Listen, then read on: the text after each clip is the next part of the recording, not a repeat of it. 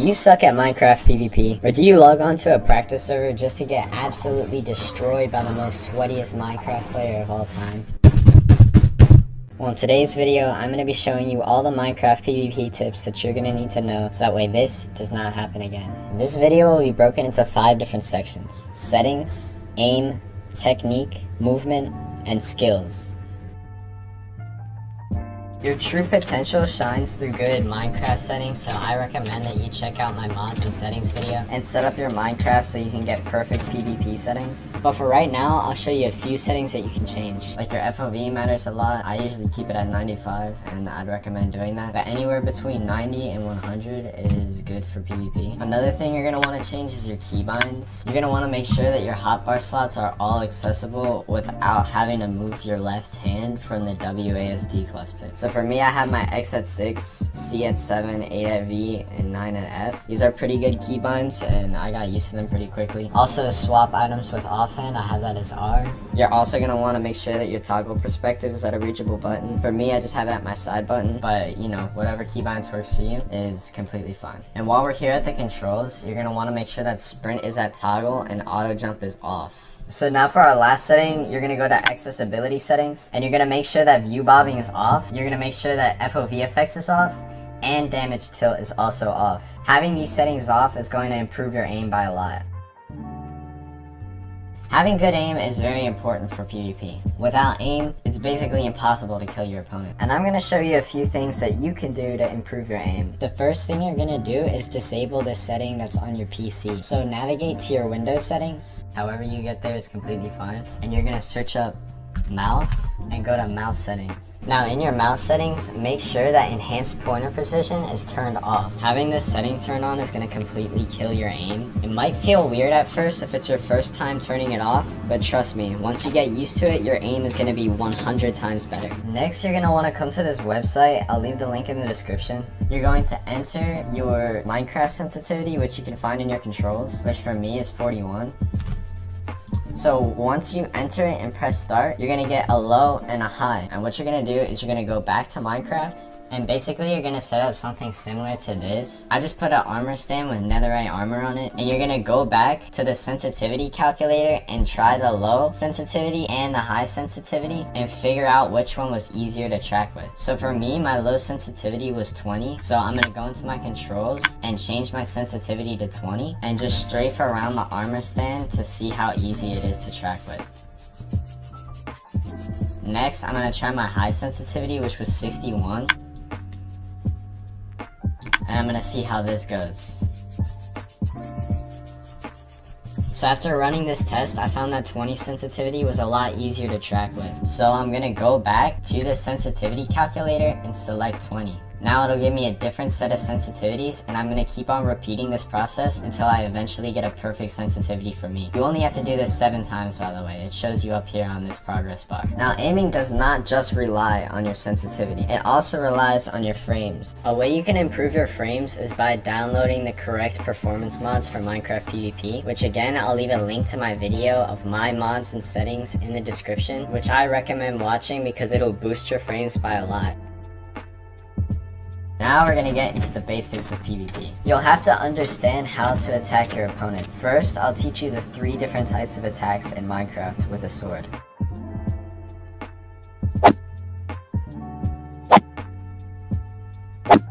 You generally want to avoid sweep hits as they do no extra damage or knockback. A sweep hit happens whenever you attack your opponent at a walking speed, or if you sprint hit them one time and continue hitting them without sprint resetting, which we'll get into later in the video, or if you stand perfectly still and hit your opponent, it'll automatically be a sweep hit.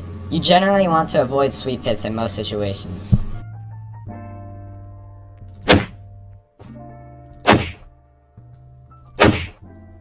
A knockback hit happens when you sprint at your opponent and hit them. Knockback hits have to be one of the most common and effective ways to attack your opponent in Minecraft. To consistently hit a knockback hit, you have to use a method called sprint resetting. With the proper technique, this is what allows you to combo your opponent. But I'll get into that later on in the video. For now, we have our last type of attack.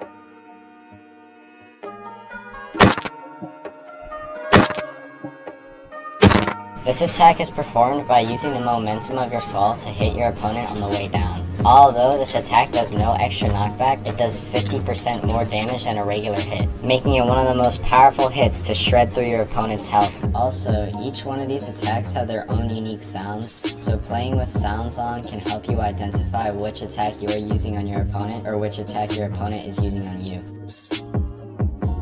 Due to the lower attack speed on a sword than an axe, most of the time you want to be attacking your opponent with your sword, as you do more damage per second as compared to an axe. Also, you do not have to fully wait for your attack cooldown. You can attack your opponent with the same effect by attacking them when your attack indicator is filled up 85% of the way, meaning that you can hit your opponent quicker without fully having to wait for the attack indicator to fill up 100% of the way.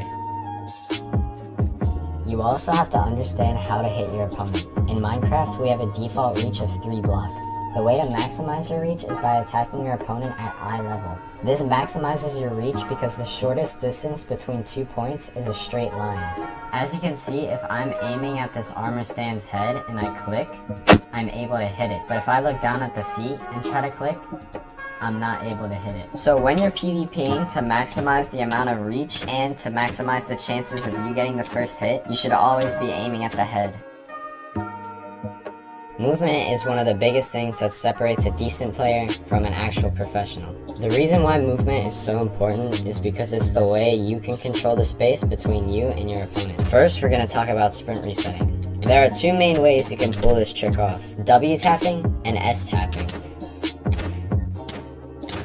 W tapping is whenever you tap W after each hit to reset your sprint. This makes it so every hit is a knockback hit. It's not about spamming W, it's more like a rhythm. You hit your opponent, let go of W for a split second, then press it again. Once you get the timing down, it helps you keep combos going and makes it harder for them to hit you back. If you happen to see any sweep hits when you're trying to W tap, just know that you have the timing incorrectly. If you have this problem, remember to follow this order: W, hit, release. If you follow these steps in this exact order, you should not see any sweep hits when you're trying to W tap.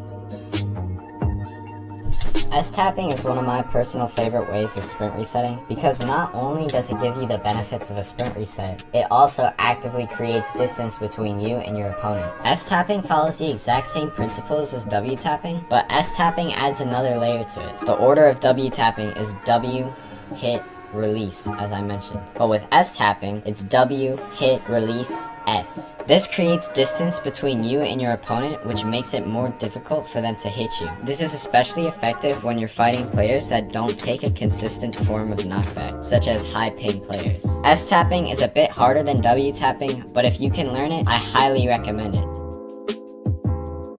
Strafing is where the A and D keys come in. By using your A and D keys, you can move side to side. In Minecraft PvP, you can use this as a method to throw off your opponent's aim, making them miss out on many hits, and can lead to you starting a combo on your opponent. The key to success when it comes to strafing is being unpredictable. Being unpredictable in your strafing patterns is what's going to make your enemy miss. And if they can't aim on you, like I said earlier on in the video, you're basically impossible to kill. So mastering strafing is crucial to all aspects of Minecraft PvP.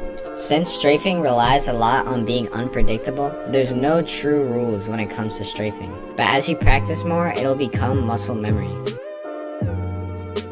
Spacing is all about controlling the distance between you and your opponent. If you're too close, you're vulnerable to being hit, but if you're too far, you can't even reach them. The goal is to distance yourself within a 3-block range of your opponent, but in order to do this, you need to control the spacing with your movement. This includes S tapping or aiming at eye level, as we already talked about, or even using jump resets to reposition your character and reduce your knockback, which we'll go over in a second. Spacing will help you win more trades and avoid getting stuck in combos. Mastering your range comes by practicing with these techniques, and eventually it'll become muscle memory. Remember, if you can control the spacing, you'll control the fight.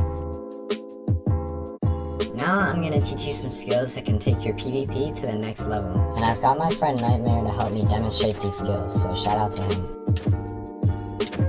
Crit chaining is the best way to drain your opponent's health. You can do this by sprint hitting them one time, and without sprint resetting, hold W and spacebar while critting them out. If you time your jumps and hits right, you can land a crit every single swing. This method is especially effective if your opponent is trying to run away from you.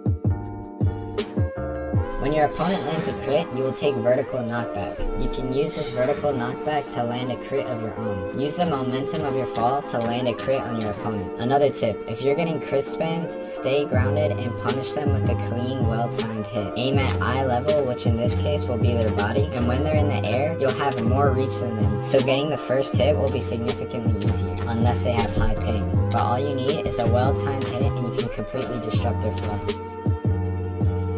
To pull this off, you need to allow your opponent to hit you first. While they're waiting for their sword attack cooldown, hit them mid-air without letting go of W, so it's a guaranteed knockback hit. And once you have them in this position, you can easily combo them.